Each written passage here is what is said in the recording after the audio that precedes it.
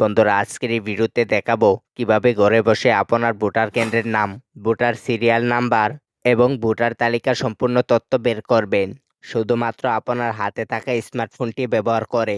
দেন প্রথমে আপনাকে চলে যেতে হবে প্লে স্টোরে এবং এখানে সার্চ করতে হবে স্মার্ট ইলেকশন ম্যানেজমেন্ট বিডি। আমরা সবাই এই অ্যাপসটিকে ডাউনলোড করতে হবে।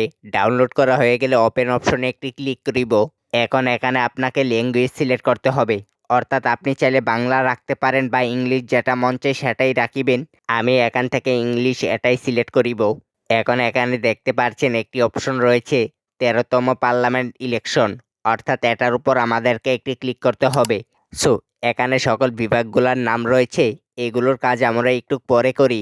আমরা প্রথমে যে কাজটি করব সেটি হচ্ছে আমাদের এনআইডি কার্ডের নাম্বারটি দিয়ে, ঠিক আছে, আমরা আমাদের সকল ইনফরমেশনগুলো বের করব। দেন নিচের দিকে লক্ষ্য করলে দেখতে পারবেন একটি অপশন রয়েছে ফাইন্ড এ ভোটিং সেন্টার, এটার উপরে একটি ক্লিক করিব। ক্লিক করার পর এখানে প্রথমে আপনার এনআইডি কার্ডের নাম্বারটি দিয়ে দিবেন। ওকে, আমি আমার এনআইডি কার্ডের নাম্বারটি দিয়ে দিব। তারপর এখানে আমাদেরকে জন্মসালটি লিখতে হবে। যার যার এনআইডি কার্ড অনুসারে জন্মসালটি লিখে দিবেন। আমি আমার জন্মসালটি এখানে লিখে দিব। এখানে আপনার সকল ইনফরমেশনগুলো দেওয়া কমপ্লিট হয়ে গেলে নিচের দিকে লক্ষ্য করলে দেখতে পারবেন একটি সার্চ আইকন রয়েছে, এটার উপর একটি ক্লিক করতে হবে।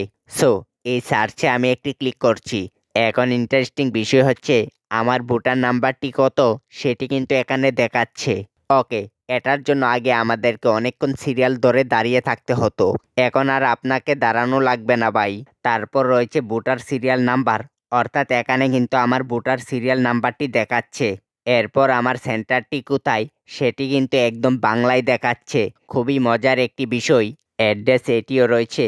এখন ডাইরেকশন এই অপশনটার মধ্যে ক্লিক করলে দেখতে পারবেন আমি বর্তমানে যে জায়গার মধ্যে অবস্থান করছি সেই জায়গা থেকে সেন্টারে যেতে কত মিনিট সময় লাগবে সেই সময়টুকু কিন্তু দেখাবে।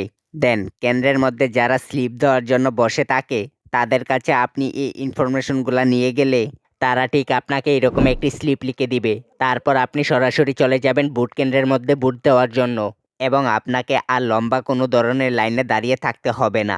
যদি ভিডিওটি ভালো লেগে থাকে তাহলে চ্যানেলটিকে সাবস্ক্রাইব করে পরবর্তী ভিডিওর জন্য পাশে থাকিবেন।